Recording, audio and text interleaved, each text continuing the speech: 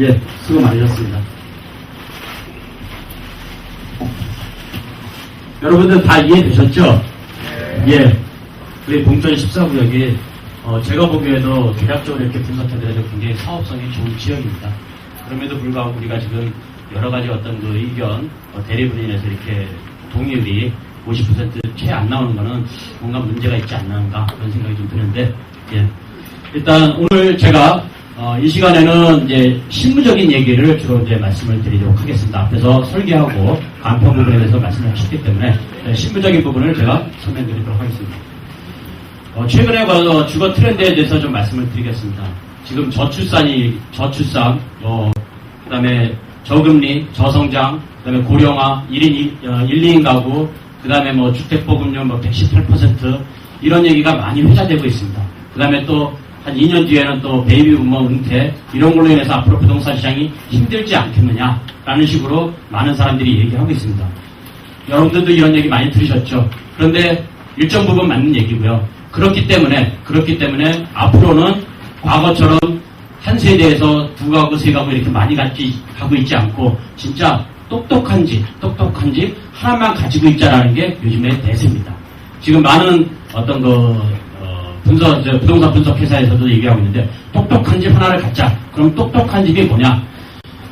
행복하게 살고 싶은지, 또 앞으로 부동산 가치가 올라갈 수 있는지 그런 집을 하나를 갖자라는 게 요즘에 어떤 대세 트렌드로 이렇게 자리 잡고 있습니다.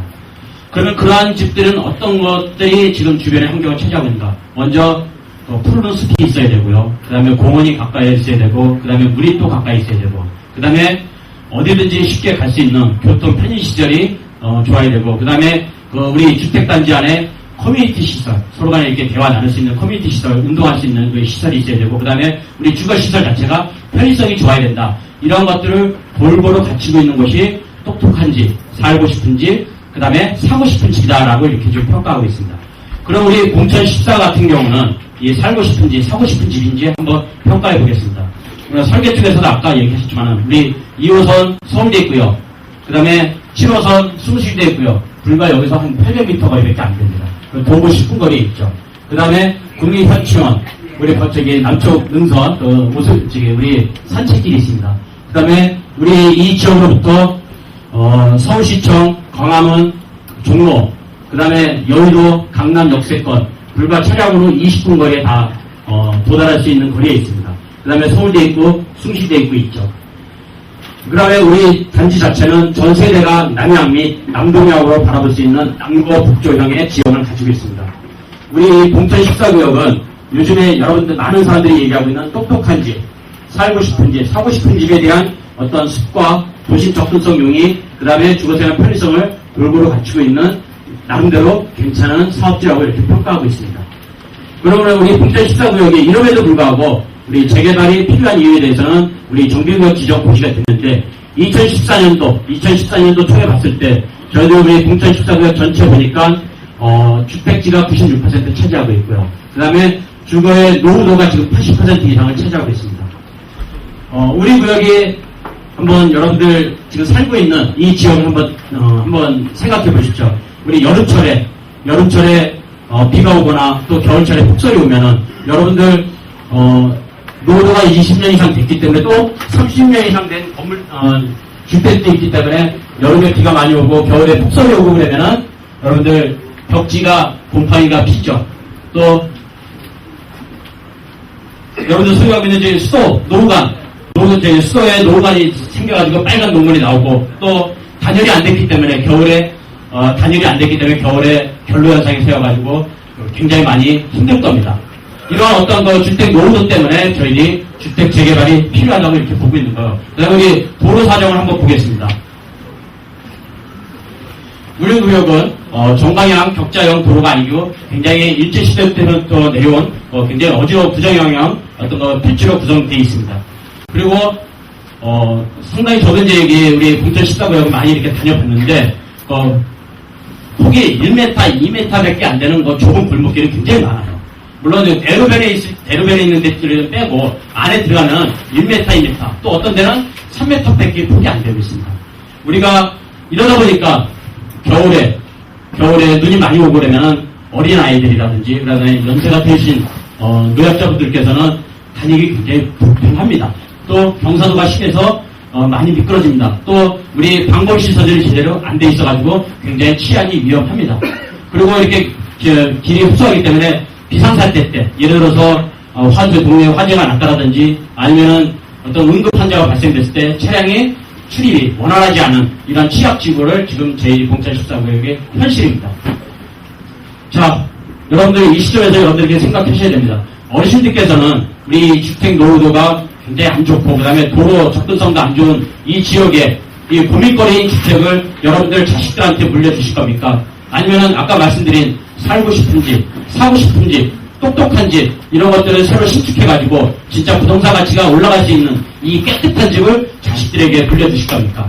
이 설계하고 간편 부분에서 충분히 설명해 드렸기 때문에 이 부분에 대해서 제가 더 이상 답변은 안 드리도록 하겠습니다. 그럼 우리 현상에 대해서 말씀드렸고요. 우리 봉천 14구역에 대해서 지금 우리 반대파 쪽에서 재개발에 반대하는 쪽에서 많이 주장하고 있는 그런 이슈들에 대해서 제가 좀 설명을 드리도록 하겠습니다. 먼저 정비구역 직권 해제에 대해서 말씀드리도록 하겠습니다. 아까 보니까 정비구역 직권 해제 동의율 35.5% 달성 이렇게 되어 있습니다. 우리 도시및 주거환경 정비법하고 서울시 도시및 주거환경 정비 조례에 의해서 보면 정비구역 직권 해제할 수 있는 지역이 있습니다. 그걸 제가 대상 지역은요. 정비구역 등의 추진 상황으로 보아 지정 목적을 달성할 수 없다고 인정하는 경우나 추진위원회 승인일로부터 3년 이내 조합 설립 인가를 신청하지 아니한 지역은 정비구역 직권 해제가 가능하다라고 이렇게 되어 있습니다. 우리 반대하는 분들은 이걸 근거로 해가지고 지금 토지 등 소유자로부터 정비구역 직권 해제 동의서를 지금 받고 있습니다. 이거에 대한 행정 절차는 어떻게 되느냐? 토지 등 소유자들로부터 3분의 1의 동의를 받아가지고 그거를 서울시에 접수를 하면 됩니다. 서울시에 접수하면은 서울시에서 관악구청에다 통지해가지고 여기 3분의 1 동의를 받아가지고 33.3%죠. 근데 전애들은 지금 35.5%를 달성했다라고 주장하고 있습니다. 그러면 진작에 접수했어야 됩니다. 사실은 33.3%만 받으면 서울시에다 접수할 수 있는 그 요건이 되거든요. 근데 35.5% 달성했다고 전애들은 주장하고 있습니다. 그러면 진작에 서울시에다가 우리 정비구역 해제해달라고 접수를 해놨어야 됩니다. 왜 됐는지 안 됐는지 저는 그걸 잘 모르겠습니다.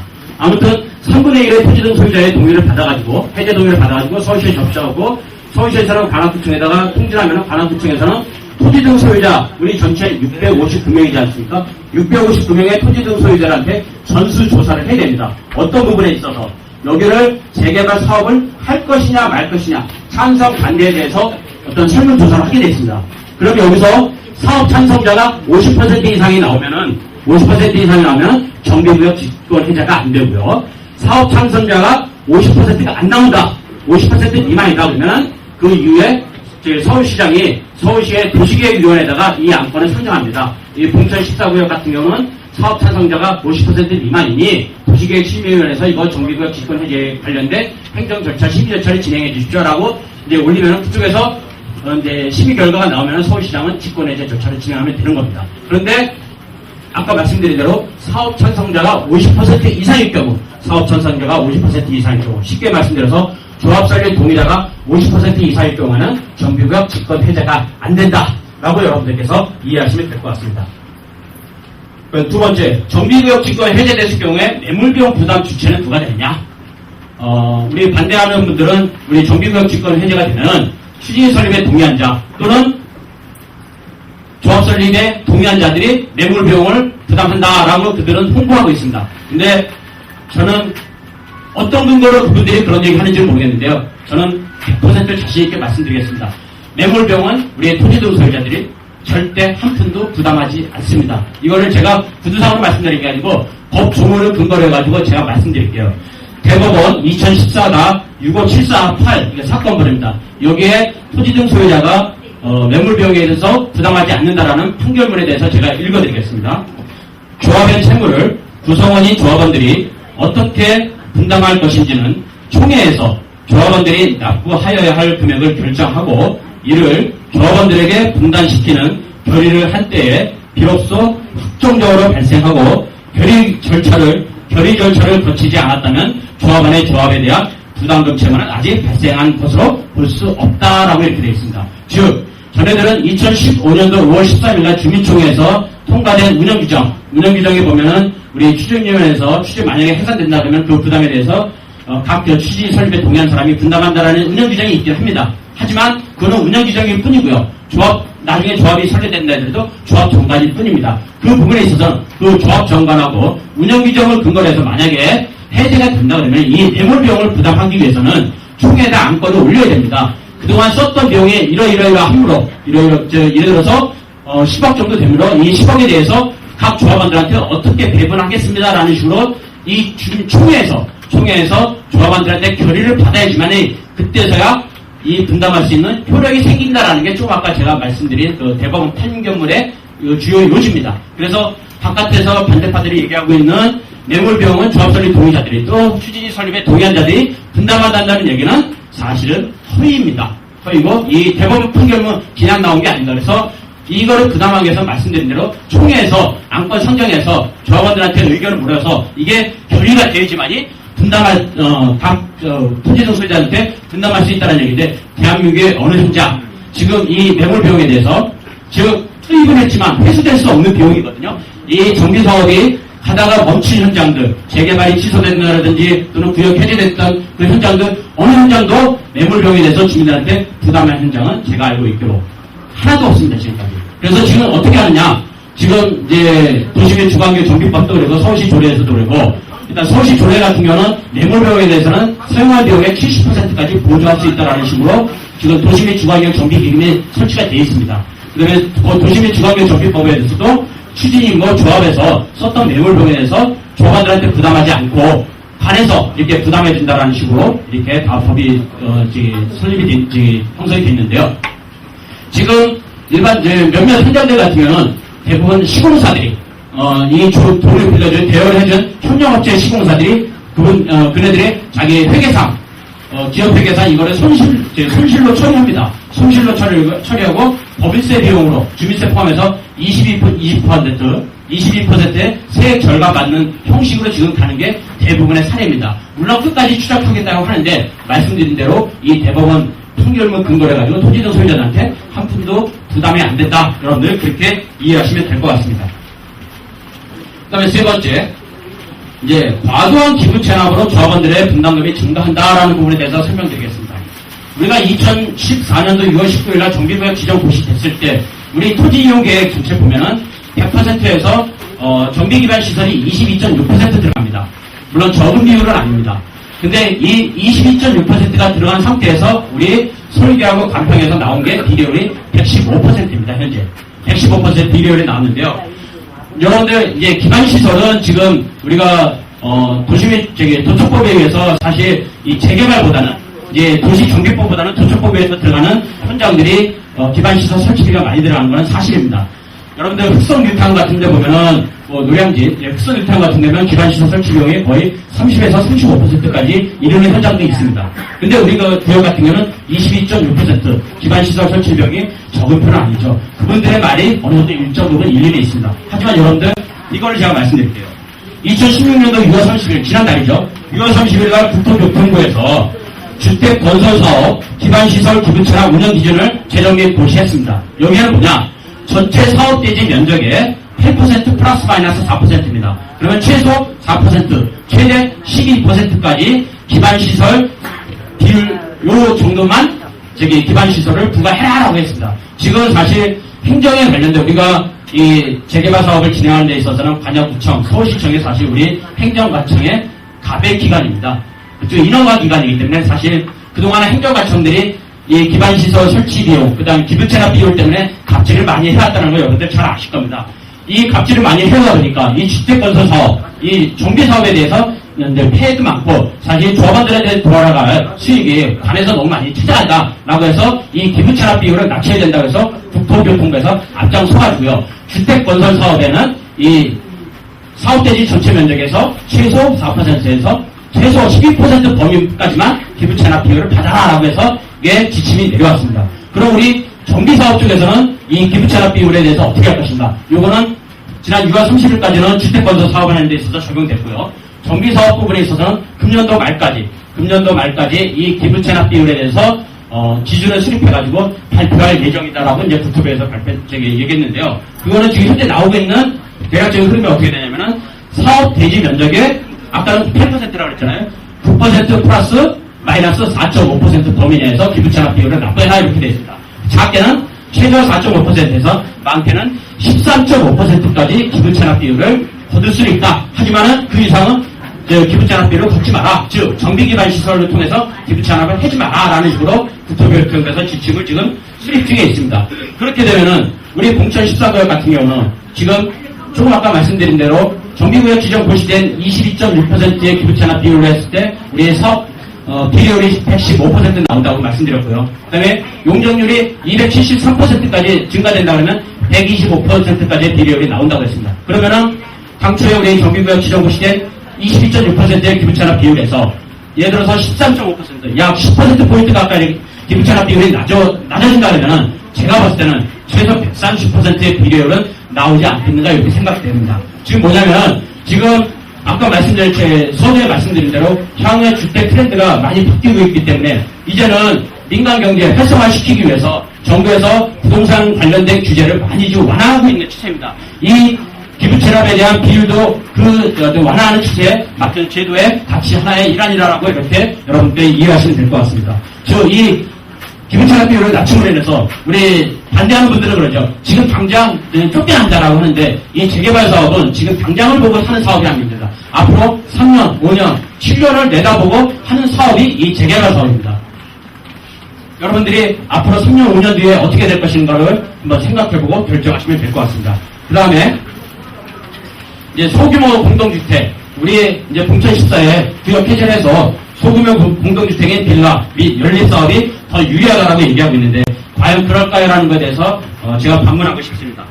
2016년도 7월 11일 지난주에 한국건설산업연구원이라는 데서 건설업 등록증 불법대여 근절 방안 보고서를 발표했습니다. 여기에 주요 핵심 내용이 뭐냐면은 최근 건설업 등록증의 불법 대여를 통한 무자격 업체들이 다세대 주택, 빌라 등을 주로 시공해서 국민의 생활과 안전에 위협이 되고 있다. 즉 부실 시공과 서민들의 피해 가능성이 높아지고 있다라고 발표하고 있고요. 그 다음에 부동산 정보 서비스 회사들이 최근 빌라 매매 주의보를 지금 보고서를 발표하고 있습니다. 그게 뭐냐면은 2012년도 8월달에 추구 전략이 본격 시행된 이후부터 시작해가지고 우리 이제 아파트 전세가율이 매매가 대비 75에서 80%까지 육박하다 보니까 나름대로 규모가 있는 분들 같은 경우는 아파트 1차례 아파트를 사자라고 뛰어들었지만은 이제 금액이 1억밖에 없는 분들 같은 경우는 이제 내 집 마련을 해서 이제 전세 수요 감당 못하니까 내 집 마련을 해서 2015년 초부터 이제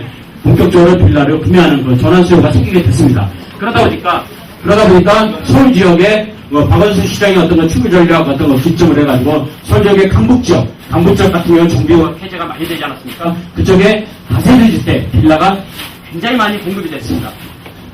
예로 국토교통부에서 발표한 다세대 주택 인허가 현황을 한번 보시게 되면요. 2015년도 말로 56,500세대가 공급 중에 인허가가 됐고요. 2016년 5월 말 현재 18,000가구가 다세대 주택 인허가가 인허가가 됐습니다. 보통 다세대 주택 인허가 나는 거는 보통 인허가 고시된 인허가가 건축허가가 난 날로부터 6개월 후에 입주됩니다. 저희 같은 경우는 우리 재개발 현장 같은 경우는 인허가가 된 후에 통상 한 3, 4년 정도 이렇게 걸린다라고 여러분들 이해하시면 될 것 같습니다. 정비구역에 해제된 지역에 2014년도, 15년도, 2016년도 초에 이렇게 소규모 빌라가 도시형 생활주택 포함해서 소규모 빌라가 대량 공급되다 보니까 현재 강북 지역의 실태가 어떠느냐. 최근에 자료를 제가 한번 입수해봤는데 2016년도 6월 말 현재 신축 빌라의 30% 이상이 현재 미분양이라고 합니다. 너무 많이 추가 공급되다 보니까 아까 말씀드린 대로 2015년도 말 56,500세대, 2016년도 5월 말 현재 18,000세대니까 75,000세대 정도 되거든요. 그럼 한 세당 2.5명 정도 되면 약 20만 명 정도가 입주할 수 있는 다세대 주택이 공급이 됐다는 얘기예요. 짧은 시간 동안 불과 2년 사이에. 그러다 보니까 이 추가 공급이 돼가지고 최근에 지어지는 신축 빌라들 같은 경우는 강북 지역에 30% 이상이 미분양되고 그러다 보니까 할인 분양을 할 수밖에 없는 상황이다. 그리고 앞으로도 계속 추가 공급이 될 수 있으니까 앞으로 미분양은 더 증가될 예정이다. 그러면 가격 하락은 본격적으로 이루어질 것이기 때문에 빌라 사업자들의 사업성을 악화되고 그러다 보면 부식시고 부도가 이루어질 수밖에 없고 그러다 보니까 빌라 매수자들은 주의해야 된다는 게 부동산 정보 서비스사들의 요즘에 빌라 매매 주의보고에서 지금 보고서를 발표하고 있는 입장입니다. 자, 우리 지역 같은 경우, 공천 14지역 같은 경우 아까 말씀드린 대로 도로 폭이 1에서 2m밖에 안 되는 좁은 골목길에서 과연 빌라 사업이 가능할까요? 우리 건축법상 빌라 사업이 가능한 지역은 도로 폭이 최소 4m 이상을 가지고 있어야 된다. 그러면 4m 이상의 도로폭을 가지고 있는 우리 공천 14구역 주택은 과연 몇 층이나 될까요? 여러분들이 더 잘 아실 겁니다. 우리 지역은 빌라 사업이 쉽지 않은 지역이다 라고 이렇게 보시면 될 것 같습니다. 그리고 이 재개발 현장에서 우리 외부 투자자들이 빌라 사업에 대해서 어떻게 평가하는지에 대해서 한번 말씀을 드릴게요. 아까 말씀드린 대로 저렴한 공사비로 소규모 공동주택을 짓고 품질이 낮고 주차장이 협소하다 보니까 이제 재개발하자 또는 재개발을 무상하자 이렇게 나오는데 저희 도로를 확보하고 있으면은 늘어나는 세대를 분양해서 건축비 충당해서 사업을 진행할 수 있지만은 그게 아니고 빌라 같은 경우는 다시 빌라로 현재 이 상황에서 재건축할 수 없는 상황입니다. 그래서 재개발이 불상황이 됐을 경우는 우리 가지고 있는 빌라 소유자들 같은 경우는 거주하고 있는 분들은 가격이 지속 하락해서 우리 재개발 쪽에 투자 기피 대상에 물건을 차지할 것이고요. 그 다음에 재개발이 진행됐을 경우에는 조합원의 분양권 취득하고 그 다음에 재개발에 따른 개발 이익을 향유하고 그 다음에 단독주택 대비 소액 투자로 고수익을 실현할 수 있는 그런 상품이기 때문에 외부 투자자들이 봤을 때 이 재개발은 재개발 지역에서 빌라는 최적 투자 상품이다라고 이렇게 평가하고 있습니다. 그 다음에 우리가 이제 두 번째로 이제 단독 및 다가구주택 소유자들한테는 과연 이 재개발했을 경우에 어떤 이득이 있겠느냐라는 부분에서 아까 이제 설계 쪽하고 이제 얘기를 하셨는데요. 우리 도시및 주거환경정비법 제48조 제2항에서 보면요. 우리가 단독주택 30평대 또는 단독주택 대지집은 30평입니다. 그 다음에 건축 연면적이 한 40평대 이상 가지고 있는 분들 같은 경우는요. 두 가지 선택을 할 수 있습니다. 즉 내가 두 주택을 공급받을 수 있느냐 아니면 아까 말씀드린 대로 부분 임대형 주택을 공급받을 수 있느냐 라는 걸로 해가지고 여러분들이 두 가지를 선택할 수 있습니다. 그래서 1+1 두 개의 주택을 공급받을 수 있는 1+1 분양일 경우에는 내가 사업 시행 인가 이후에 아까 이제 간평사님께서 말씀하셨는데 사업 시행 인가 이후에 우리가 간평을 또 하게 됩니다. 그때 가서 종전자산의 그 가격 범위 내에서 또는 내가 가지고 있는 주택의 전용 면적 범위 내에서 내가 1+1로 해가지고 두 주택을 공급을 받을 수 있습니다. 이때 60제곱미터 하나는 60제곱미터라고 하는데 이거는 이제 이정고 시대 날로부터 즉 여러분들 쉽게 얘기하면 입주한 날로부터 3년 이내에는 처분을 못하게 되어 있습니다. 2주택이기 때문에 이거는 기존에 이게 2012년도에 도입된 법이에요. 그전에는 없었거든요. 그런데 재개발을 활성화시키기 위해서 이게 도입돼가지고 이제 다주택 소득이 이제 대지분권자들 대지집이 30평 이상 되는 분, 또 건축 연면적이 한 40평, 50평 이상 되는 분들한테 이러한 주주택을 공급할 수 있는 혜택을 도시정비법에서 줬고요. 또 하나, 단독 다가구주택 소유자들한테 세제구분형 부분임대형 주택을 공급할 수 있는 이런 혜택을 줬습니다. 근데 아까하고 이거하고 좀 차이점이 뭐냐면은, 우리 1가구 2주택 같은 경우는 3년 이내에 처분하게 되면은 양도소득세를 물게 됩니다. 근데 이거는 1세대로 선정하기 때문에 이거는 내가 부분임대형 주택을 공급받았다 그러면은 입주하고 나서 바로 팔아도 양도세는 부과 안 된다. 여러분들 그러한 세액 장점이 있다는 것 이렇게 아시면 될 것 같습니다. 그리고 참고사항으로 말씀드렸는데 이제 단독 다가구주택 소유자들 같은 경우는 지금 임대소득이 뭐 작게는 월 한 50만 원에서 많게는 한 150까지 이렇게 간다는 분들이 많다고 그러더라고요. 그럼 우리 이 재개발을 함으로 인해서 나는 임대소득이 없지 않겠느냐라는 부분에 대해서 많이 걱정들 하고 있고, 그 다음에 추가분담금에 대해서 어떻게 할 것이냐에 대해서 고민들 많이 하십니다. 근데 그 부분에 대해서 이 자료를 통해서 이제 설명을 드리도록 하겠습니다. 이 재개발을 통해서 조합원들한테 어떤 개발이익이 혜택이 돌아갈 것인가에 대해서 말씀을 드리도록 하겠습니다. 이 재개발이 되게 되면요. 이 일반 분양계약자들 대비 로얄층에 입주할 수 있는 프리미엄이 대략 2천만 원에서 3천만 원 이렇게 형성된다는 걸 여러분들 잘 아실 겁니다. 그리고 일반 분양가 대비 조합원 분양가 같은 경우는 우리 지역 같은 경우는 제가 이제 24평 기준으로 해서 300만 원 이렇게 나누는 평가했는데요. 아까 우리 간평사님께서는 당초에 우리가 2015년도 10월달 기준으로 평가한 게 조합원 분양가가 1,390만 원, 그 다음에 일반 분양가 1,600만 원 해가지고 210만 원 대비였습니다. 근데 저는 300만 원으로 이렇게 책정한 이유가 뭐냐면은 2016년도 6월 기준으로 이렇게 표시를 해놨는데, 이거를 산출하는 데 있어서 우리 가까이 있는 지역, 관악파크 프리지오라고 있습니다. 여기 까치산공원 재건축 조합인데요. 거기 저기 산꼭대기에 있는 거 대우에서 지은 거 아시죠? 예, 거기가 지금 이제, 그때 2015년도 10월 기준으로 해서 분양가가 1,600원이었어요. 1,600만 원이었어요. 근데 지금 1,700에서 1,750만 원 형성하고 있습니다. 그래서 그걸 감안해서 300만 원을 이렇게 평가해봤더니 24평 기준으로 해서 일반 분양가 대비 약 차이가 개발이익이 한 7천만 원 정도 날 것이다. 이렇게 보고 있고, 그 다음에 분양 프리미엄 같은 경우는 7천만 원, 이 정도 예상이 된다. 이렇게 해서 1억 6천만 원의 개발이익이 실현이 가능하다라고 하는데, 이거 제가 괜히 임의적으로 스치는 게 아니라는 거 다음 페이지에 설명드리도록 하겠습니다. 그러면은 우리가 지금 단독주택, 다가구주택 가지고 있는 분이 매월 50만 원씩 해가지고 우리가 이 재개발하는 동안에 이주해서 다시 들어오는 기간은 한 40개월 따진다 그러면 5,420 2천만 원입니다. 임대소득 2천만 원 여러분들 그 손실이 아까워가지고 이 재개발 안 할 것이냐. 다음 페이지 이 프리미엄은 전체적으로 이 개발했을 경우에 1억 6천만 원의 개발이익이 실현되는데도 불구하고 안 할 것이냐. 다음 페이지에서 한번 다른 현장을 사례를 통해서 한번 보시면 될 것 같습니다. 자, 제일 가까운 지역이죠. 재개발 중인 인접지역 분양 사례에서 34평 기준으로 해서 한번 산출해봤습니다. 흑석 폐구역 주택 재개발 현장입니다. 2016년도 지난달이죠. 6월 2일날 일반 분양했습니다. 총량률이 38대 1이죠. 조합원 분양가가 5억 6천에서 평당 1,647만원. 일반 분양가가 평당 2,117만원에서 7억 2천이었습니다. 일반 분양가 대비 조합원들이 누린 시세 차익은 1억 6천입니다. 그리고 현재 분양권 프리미엄이 층수에 따라서 향에 따라서 틀리지만 5천만 원에서 8천만 원 형성되어 있다고 합니다. 저 흑석 폐구역 같은 경우는 조합원 분양을 받았을 경우에는 시세차익 1억 6천에서 프리미엄을 합치면 최소 2억 천에서 2억 4천까지의 조합원들이 프리미엄을 얻었다라고 이렇게 여러분들 알고 계시고요. 그 다음에 흑석 7구역 지난주죠. 지금 보름 됐습니다. 7월 6일날 일반 분양했는데 89대 1 청약률이 나왔습니다. 2016년도 수도권에서 분양됐던 단지 중에서 가장 청약률이 높은 단지라고 합니다. 저기는 일반 분양가가 7억 7천, 2,265만 원입니다. 평당. 근데 조합원 분양가가 평당 1,823만 원에서 6억 2천에서 조합원들한테 시세 차익 1억 5천을 안겨드렸고요. 그 다음에 현재 분양가 프리미엄이 당첨되자마자 최소 3천만 원부터 이렇게 형성이 됐다고 합니다. 저것만 보더라도 일단 현재로서는 한 보름밖에 안 됐는데 1억 8천만 원의 조합원들이 개발이익을 얻었다라고 이렇게 이해하시면 될 것 같습니다. 요거는 현재 진행되고 있는 현장들이고요. 요거는 2016년 8월 다음 달에 입주하는 현장 여러분들한테 사례를 설명해 드리도록 하겠습니다. 상도 19역입니다. 상도 파크자리. 대지 면적이 9,680평. 우리의 3분의 1평 꽤 안 됩니다. 조합원수 292명.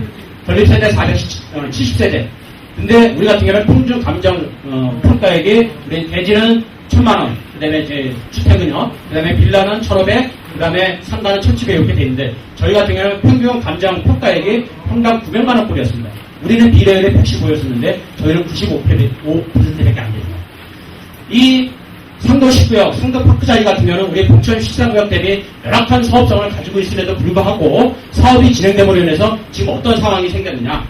조합원 분양가가 평당 1,617만 원에서 5억 5천에 분양됐었는데요. 일반 분양가는 6억 5천, 1억 정도 시세 차이 났습니다. 근데 현재 시세는 7억 2천 갑니다.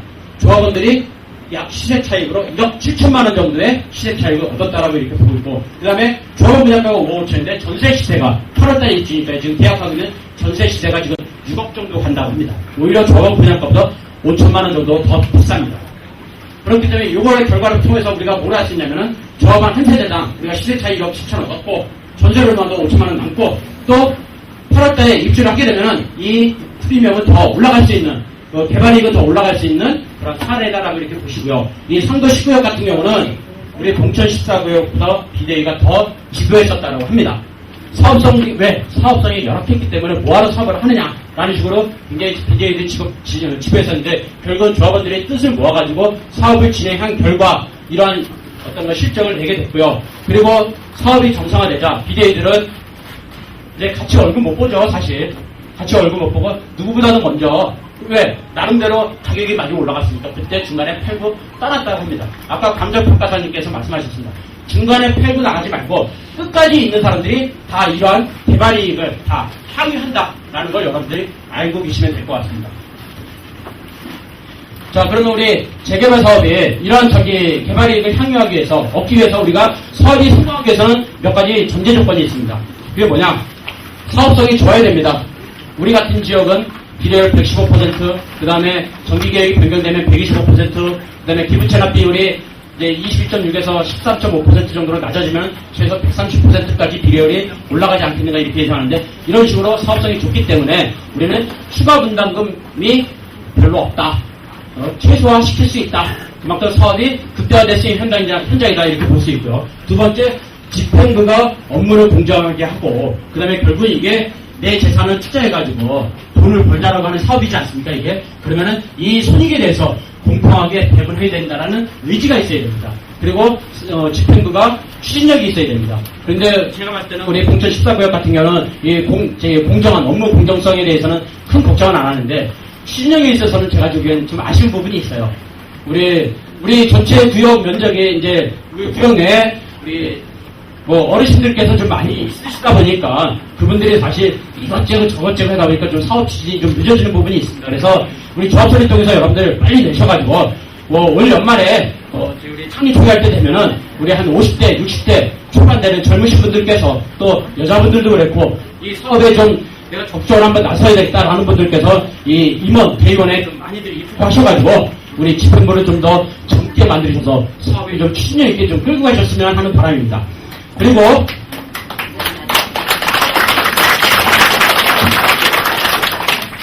그러한 집행부가 구성되어 있으면 토지도 소유자 여러분들께서는 집행부를 신뢰하고 적극 협조를 해 주셔야 됩니다. 집행부를 선출해 놓고 나서 어떻게 잘하나 보자 라는 식으로 해서 밥 먹기 시작하면 안 될 것 같고요. 적극적으로 협조를 해 주셔야 됩니다. 그리고 우리 이 재개발 사업을 진행하는 데 있어서 많은 협력업체들이 있습니다. 지금도 있지만 앞으로도 협력업체를 많이 선정해야 되는데 그들은 다 이익을 내기 위해서 들어온 이익 집단입니다. 그네들한테 적정이익은 주셔야 돼요. 적정이익은 주시고 대신 일을 잘 해라고 다그쳐야 됩니다. 근데 돈은 안 주면서 일만 다그치면 그네들은 떠나가게 됩니다. 일도 대충대충 하게 되니까 업체들한테 줄 돈은 제대로 주고 일은 제대로 시켜서 우리 재개발 사업이 성공적으로 갈 수 있게끔 여러분들께서 협조해 주셔야 되지 않겠는가 이런 생각이 듭니다. 이렇게 사업성도 좋고 그 다음에 집행부 잘 구성하고 그 다음에 조합원들께서 협조해 주시고 협력업체하고 협조가 잘 되면은 이 사업이 재개발의 산으로 가겠습니까? 아닙니다. 진짜 살기 좋은 집, 사고 싶은 집, 진짜 똑똑한 집 만드는 데 있어서 굉장히 주춧돌로 이렇게 작용하지 않겠는가 이렇게 보고 있습니다. 여러분들 우리 조합소리 통해서 증거한 지 벌써 7개월째입니다. 지금 50% 채 안 됩니다. 아까 제가 선대에 말씀드린 대로 여러 가지 이유가 있었겠죠. 하지만 오늘 설계 쪽에서 얘기 들으시고 또 감정평가사 쪽한테 설명 들으시고 제가 말씀드린 저 비대위 쪽에서 얘기하는 어떤 종이 직권해제 부분이라든지 매물비용 부분이라든지 또 기부채납 비용이라든지 이 단독 다가구주택 소유자들의 어떤 그런 이익이라든지 이런 부분 설명드렸는데 여러분들 이해되셨죠? 이해되셨고 또 우리가 사업이 진행된다 그러면은 잘 갈 수 있는 현장이라는 걸 여러분들이 충분히 공감대가 형성이 됐으리라고 믿습니다. 그러니까 이 시간 끝난 이후로 앞으로 이런 설명회가 2차, 3차, 4차 이렇게 더 열려가지고